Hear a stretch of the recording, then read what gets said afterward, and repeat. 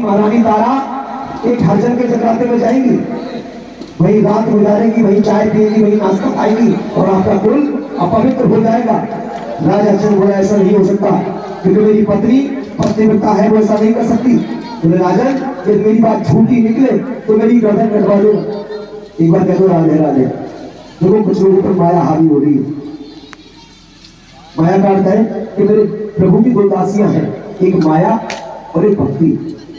एक माया और एक भक्ति। माया कभी नहीं चाहती है इसको भक्ति की प्राप्ति, माया कभी नहीं चाहती है। और जब माया हावी होती है तो तीन बातें हैं निश्चित। जब कहीं कथा भागवत में बैठोगे आपको नींद आएगी, जमुआई आएंगी, शरीर में हड़कल मचेगी, समझ लो पूरी तरह से माया आपको जकड़ रही है। माया नहीं चाहती कि आपको भक्ति की प्राप्ति हो, इसलिए जब तक यहाँ पर बैठो तब तक माया में मत डूबो, भक्ति में डूबे हो। एक बार कह दो राधे राधे, एक बार कह दो जय माता दी। समझ रहे ना? चलो दो चार बार माता की माया, माता भगवती की कृपा से हुआ यही कि राजा ने बोले मेरी पत्नी ऐसा नहीं कर सकती। गुप्तचर बोला महाराज जब मेरी बात झूठी निकले तो मेरी गर्दन कटवा देना। जब गुप्तचर ने प्रमाण के साथ राजा बोला अच्छा जब तुम्हें प्रमाण के साथ कह रहा है तो मुझे कोई ऐसा उपाय बता दे कि मुझे रात्रि में नींद ना आए। ऐसा कोई उपाय भी जानता हूं तो बता। गुप्तचर बोला महाराज उससे क्या होगा? बोले उससे ये होगा कि मेरी पत्नी है पतिव्रता और उसका एक धर्म है कि जब मैं बिस्तर पर पहुंचता हूँ तो मेरी पत्नी मेरे पैरों को जब तक दाबती है जब तक मैं सो नहीं जाता हूँ। और ये हर पतिव्रता नारी का धर्म है। बीच वाली नारियां ध्यान दें, ये हर सुहागी नारी का धर्म है कि पति बिस्तर पर पहुंचे तो हर नारी को अपने पति के पैर दाबने चाहिए। अब कितनी पतिव्रता यहाँ पर कहीं देर हाथ उठाई हो कि पति के पैर दाबती हो? आजकल तो मामला ही उल्टा है। आजकल का हारा थका पति घरवाली से कह दे कि देख मेरे पैर दुखे जरा दाब दिए, बड़ा सटाक से जवाब देगी। बोले बच्चों की करते करते मेरी दुखे मेरी ना दाब दो। और आजकल की नारियां पति से उल्टे पैर लगवा लेती है। एक बार कह दो राधे राधे। लेकिन ध्यान रखना भविष्य पुराण, पद्म पुराण, अग्नि पुराण और देवी भागवत में लिखा है कि जो नारी अपने पति से अपने पैरों का स्पर्श करवाती है उसको 100 जन्मों तक पिशाच की योनि प्राप्त होती है। 100 जन्मों तक उसका चुड़ैल बनना पक्का है। भगवती के दरबार में स्टाम्प पे लिख के दे दूंगा पति से पैर दबाने। अब भैया बाजार में पैर दबाने में आनंद आ रहा है तो 100 जन्म तक चुड़ैल बनकर पीपल के पेड़ में नहीं बैठना मुझे भूल जाता है। एक बार कह दो राधे राधे, एक बार कह दो जय माता दी। राजा ने शिव से कहा कि कोई ऐसा उपाय बता कर मुझे रात्रि में नींद ना आए। तो सारी रात नींद नहीं आएगी तो सारी रात पैर दाबेगी, जब सारी रात पैर दाबेगी तो जागरण में नहीं जा पाएगी। तो पिता बोला महाराज और सुगम उपाय है, अपनी उंगली को चीरो, उसमें नमक में छोड़ो, जलन होगी और नींद नहीं आएगी। गुप्तचर लगा के सूचना दे देना कौन से दिन जागरण होना है, आज से थोड़ी उंगली चीरो। फिर निर्धारण हुआ चैत्र मास की नौवीं तिथि, निकल तो नहीं है। चैत्र मास की नौवीं तिथि के लिए लोगों के जागरण का दिन निर्धारण हुआ। राजा चंद्र ने क्या कि अपनी उंगली को चीरा, उसमें नमक मिर्च भरा और पट्टी बांध करके बिस्तर पर पहुंच गया। महारानी तारा ने प्रतिदिन की भांति अपने पति के पैरों को दाबना प्रारंभ कर दिया। जो राजा हरिश्चंद्र 8 बजे सो जाता था, 8 बजे 8:30, 9, 9:30, 10 बज गए लेकिन राजा हरिश्चंद्र की आंखों में नींद नहीं। महारानी तारा घबरा गई क्योंकि एक तरफ उसका पति बड़ा धर्म था और एक तरफ बहन को दिया हुआ वचन, और महारानी तारा दोनों नहीं तोड़ सकती थी, न पति बड़ा धर्म और न बहन को दिया हुआ वचन। उस समय नियम था कि रघुकुल रीत सदा चली आई, प्राण जाए पर वचन न जाई। वचन भी नहीं तोड़ सकती थी और न पति बड़ा धर्म तोड़ सकती थी। तो धर्म संकट में फंसी तो माता भगवती को याद किया और जैसी माता भगवती के कान तक भक्ति की पुकार पहुंची, माता भगवती ने ऐसी कृपा की कि राजा हरिश्चंद्र की हाथ की जरूरत थी वो समाप्त हो गई और राजा हरिश्चंद्र को नींद आ गई।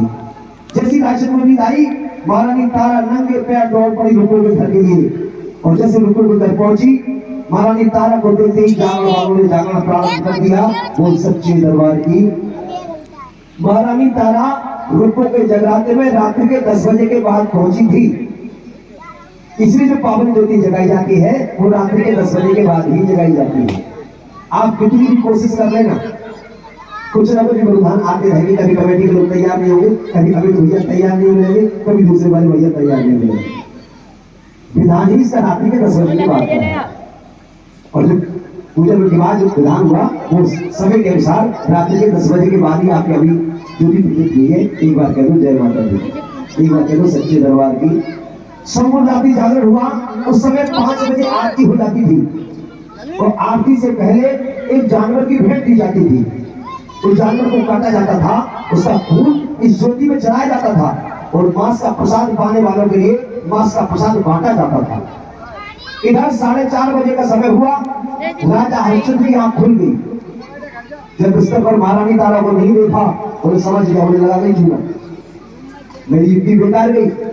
राजा ने क्या क्या अपना भेष को बदला, अपनी नंगी तलवार उठाई और रुको के घर पहुंच गया। तो रुको घर जैसे पहुंचा तो क्या देखा, इस मैया का बड़ा सुंदर मंदिर बना हुआ था। मैया की अखंड ज्योति जल रही थी और सही भक्त मां के चरणों में बैठ करके जय माता की बोलते उसका गुणगान कर रहे थे। एक बार कह दो जय माता दी, जोर से कह दो। एक बार पीछे वालों एक बार मुस्कुरा करके कह दो, एक बार गुस्से में भी कह दो, एक बार कह दो राधे राधे। ऐसा समझ में आ रही है?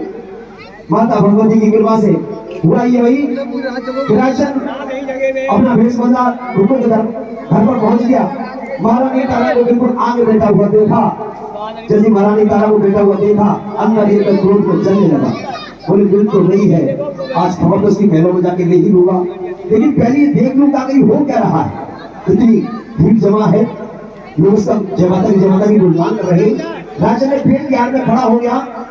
आरती से पहले रुकू के पति कल्लू हरिजन ने बकरे को मंगाया, बकरे को काटा, उसका खून इस ज्योति में चढ़ाया और मांस का पहला टुकड़ा प्रसाद के रूप में सबसे पहले महारानी तारा को ही दिया। महारानी तारा ने उस मांस के प्रसाद को अपने सिर से लगा कर चुन्नी में बांध लिया, क्योंकि प्रसाद की फेंक नहीं सकती थी। राजा ने जैसी मांस के टुकड़े को चुन्नी में बांधते हुए देखा, राजा हरिजन पर अब नहीं रुका गया। तुरंत दौड़ता हुआ आया, तलवार की नोक महारानी तारा की गर्दन पर रख दी। मुझे गुस्सा, मुझे आज मालूम पड़ा कि तू मुझे रात्रि में सुनाने के बाद कहां का भटकती है। जी करता तेरी गर्दन काट दूं। सामने पति को पाकर के महारानी तारा कांप गई, अपने पति के चरणों में पड़ी। बोली स्वामी आप पहले महलों को चलिए, सारा दृष्टांत में आपको वही समझाऊंगी, आप यहाँ क्रोध ना करें, क्योंकि हर नारी चाहती है उसका पति एकांत में उसकी भली पेश कह दे, लेकिन समाज में उसको बेइज्जत ना करे। हर नारी चाहती है। महारानी तारा बार बार पति के अंदर विनय करे, लेकिन राजन का क्रोध जो था वो रुकने का नाम ही न ले। राजन बोला आगे की लौटने की तो बाद में होगी, सबसे पहले ये देखा कि तेरी चुन्नी में क्या बना हुआ है। असली दिमाग तो मेरा यहाँ से खराब हुआ है। महारानी तारा समझ गई मेरा भेद खुलने वाला है। महारानी तारा ने तुरंत अपने नेत्रों को बंद किया और माता भगवती को ध्यान करने लगी। मैया आज मेरे पति के क्रोध को शांत कर दे। जैसे नेत्रों को बंद किया, ऐसे बोला अच्छा आंख बंद करके मेरे सवाल से बचना चाहती है। राजन ने क्या किया, तलवार की नोक से महारानी तारा की चुन्नी को फाड़ दिया। लेकिन जैसी फाड़ा, मेरी माता भगवती की कृपा देखिए कि जो मांस का प्रसाद था वो पंचमेवा में बदल करके जमीन पर बिखर गया। किसके स्वारे बादाम काजू थोड़ी सी सी मिला के बाकी धुपी भोग लगा थाली रख थाली खोलने से एक बार जय माता दी। माता भगवती की कृपा से जब पंचमेवा का प्रसाद देखा, बोले अच्छा नीच लोगों में आकर तूने जादू टोना भी सीख लिया। मेरी निगाह को भ्रमित करने की कोशिश कर रही है, क्योंकि मैंने अपनी आंखों के सामने मांस का टुकड़ा रखते हुए देखा था, तो ये पंचमेवा में कैसे बदला। महारानी तारा ने कहा स्वामी ये कोई जादू टोना नहीं है, ये सब मेरी मां का चमत्कार है। किसका कौन लगा लोगों सही भैया से किसी बच्चे के पास हो तो आकर के दरबार में रख दे, इसमें किसी पे इल्जाम नहीं लगाया जा रहा है। लेकिन इतना भी है, मैं इस बात को अभी नहीं कहूंगा, वो प्रसन्न के समय कहूंगा। वो ये किसी के पास है और वो देना नहीं चाहेगा तो मेरे पास जब पंचमेवा का प्रसाद को देखा, बोलिए पंचमेवा का प्रसाद कैसे बदला। महारानी तारा ने कहा स्वामी ये सब मेरी मां का चमत्कार है। राजन बोला इस मिट्टी की मूर्ति को तू बार बार मां कही जा रही है, क्या तू अपनी मैया का साकार दीदार मुझे करा सकती है। महारानी तारा ने कहा स्वामी मैं अपनी मैया का साकार दीदार आपको करा सकती हूँ। भैया कोई एक शख्स आकर के 5 बार थोड़ी थोड़ी देवा मां की ज्योति की बात छोड़ 5 बार में छोड़ एक सिरे पर छोड़ दे, अंदर नहीं एक सिरे पर नहीं एक साइड में छोड़ दे थोड़ी थोड़ी 5 बार। ओम प्राणाय स्वाहा, ओम अपानाय स्वाहा, ओम ज्ञानाय स्वाहा, ओम उदानाय स्वाहा, ओम समानाय स्वाहा। पृथ्वी का धूप को दक्षिण लग जो भी एक बार के दौरान दे रहा है, एक बार के जय माता दी। माता भगवती की कृपा से राजचंद ने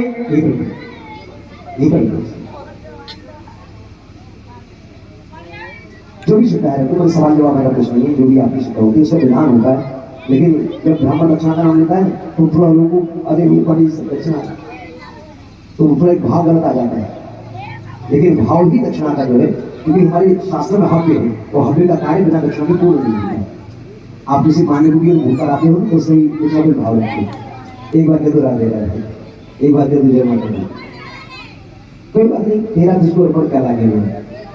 माता भगवती की कृपा से पुनः कथा की तरफ आते हैं। हुआ ये राजचंद्र क्या बोले, अपनी मैया का भी साकार दीदार मुझे करा सकती है। महारानी तारा ने कहा स्वामी मैं अपनी मैया का साकार दीदार आपको करा सकती हूँ, लेकिन आपको पहले संकल्प करना होगा कि मैं आपसे कोई भेंट मांगूंगी अपनी मैया के लिए, वो भेंट आपको देनी होगी। उसके बाद मैं आपको वचन देती हूँ कि अपनी मैया का साकार दीदार मैं आपको कराऊंगी। बेटा बैठ जाओ। राजा चंद ने बिना विचारे बिना सोचे समझे तो भेंट देने का संकल्प कर लिया। संकल्प किया, बोले बता किसकी भेंट चाहती है। महारानी तारा ने बड़ा निर्भीक स्वर में कहा कि राजन आपके नीलमणि घोड़े की और आपके पुत्र रोहतास की। एक मां ने अपने पुत्र का ही संकल्प करा लिया। घोड़े की तो कोई बात नहीं, पुत्र का नाम सुनकर के राजचंद कांप गया, क्योंकि ताकि वो धर्मात्मा राजा था, वचन से फिर नहीं सकता था। क्रोध में दांत पीसते बोले रानी मैं अपने धर्म का पालन करते हुए अपने पुत्र की भेंट भी दूंगा, अपने घोड़े की भेंट भी दूंगा, लेकिन दोनों की भेंट देने के बाद भी कि तेरी मैया का साकार दीदार यदि मुझे नहीं हुआ तो तीसरी भेंट तेरी होगी। महारानी तारा ने कहा स्वामी मुझको स्वीकार है। क्यों? क्योंकि महारानी तारा को अपनी भक्ति पर भरोसा था और माता भगवती पर भरोसा था। अब कितने वक्त ऐसे दरबार में हैं जिनको अपनी भक्ति पर भरोसा हो या ना हो, जिनको माता रानी पर भरोसा है, एक बार हाथ उठाकर के कह दो जय माता दी, जरा जोर से कह दो। भरोसा तो बड़ा कमजोर है, एक बार कह दो सच्चे दरबार की। माता भगवती की कृपा से राजा हरिश्चंद्र ने उसी हरिजन के जगराते में अपने पुत्र रोहतास को और अपने घोड़े को मंगाया।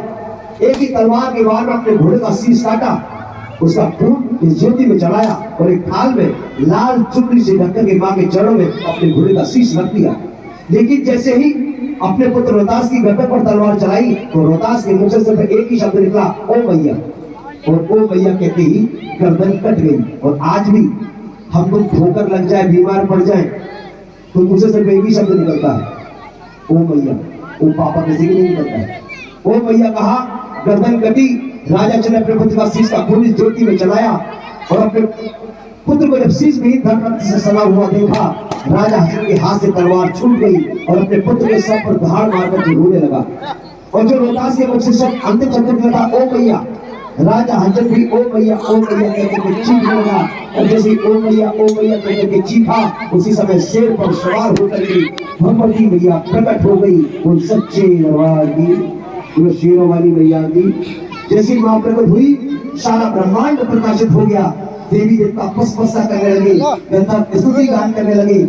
मां के अद्भुत स्वरूप को देख करके राजन मां के चरणों में गिर पड़ा। मां से बोला, मैया तो देवी तेरे स्वरूप को नहीं जान सकते, फिर वो जैसा प्रकृति कैसे जान सकता है। मेरे अपराध को क्षमा कर, मुझसे बहुत बड़ी भूल हुई है जो मैंने तुझे आजमाने की कोशिश की है। माता भगवती का राजन मैं तुम्हारी भक्ति से बहुत प्रसन्न हूँ, बोलो क्या वरदान मांगते हो। राजा चंद्र बोला, भैया तेरे साकार स्वरूप का दीदार हो गया, अब मुझे कुछ नहीं चाहिए।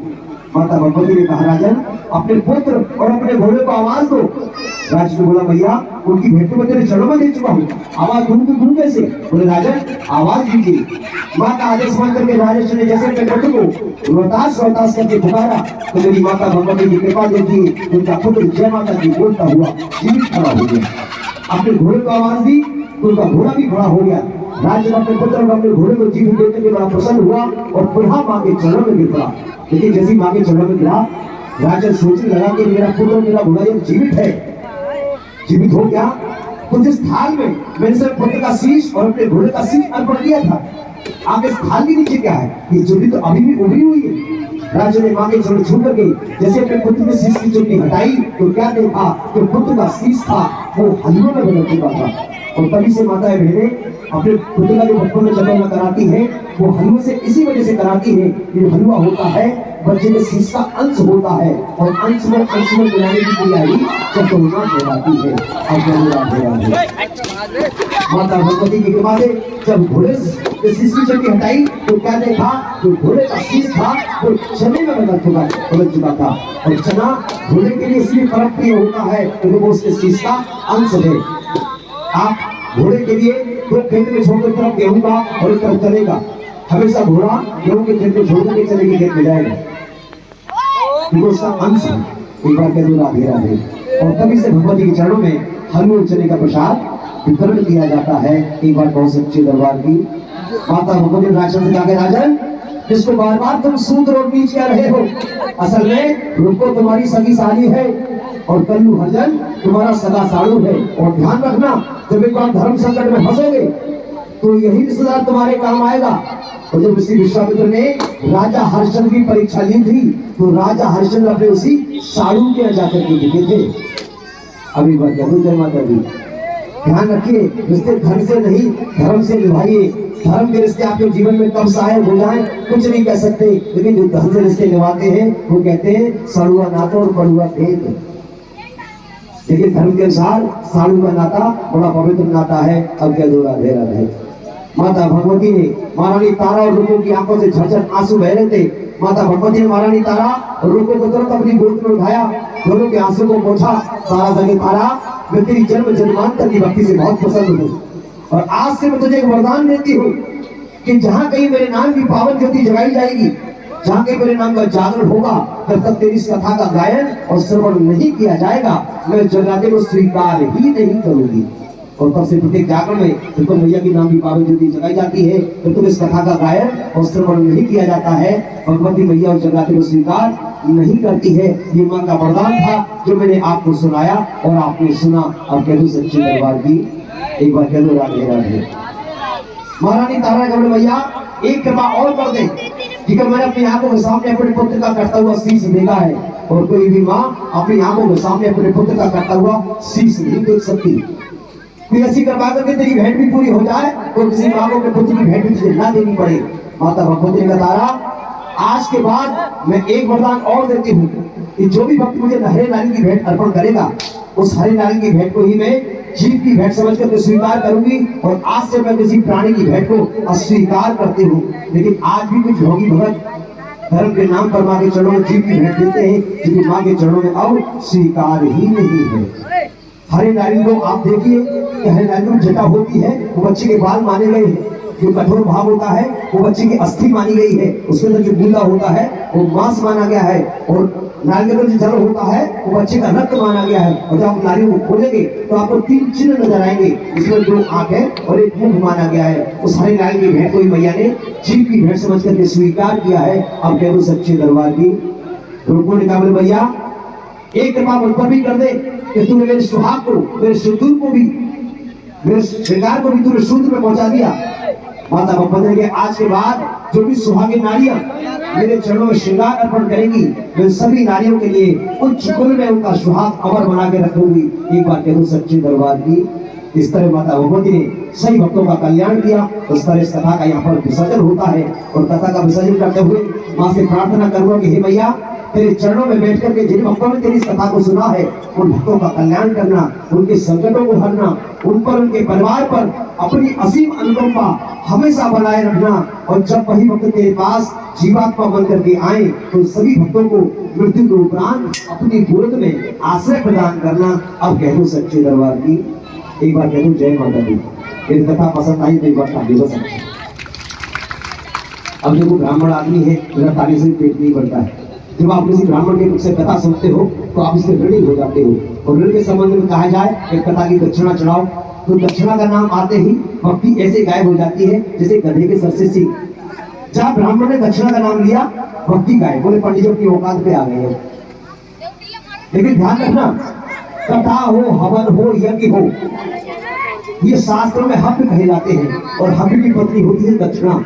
दक्षिणा के बिना हव्य अधूरा होता है और हव्य के बिना दक्षिणा अधूरी होती है। अब मैं ये नहीं कहता कि मुझे वृंदावन को किराया चाहिए, जो जिसकी श्रद्धा है कमेटी के लोगों से भी जरूर करूंगा कि सभी को संकल्प कराना है।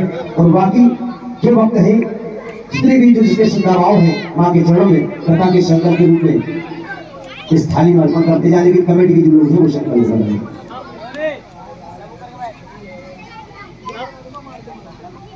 आकर के सभी लोग कथा के संकल्प अपने हाथ पर रख रहे हैं। ये आपका सबका अपना निजी होगा।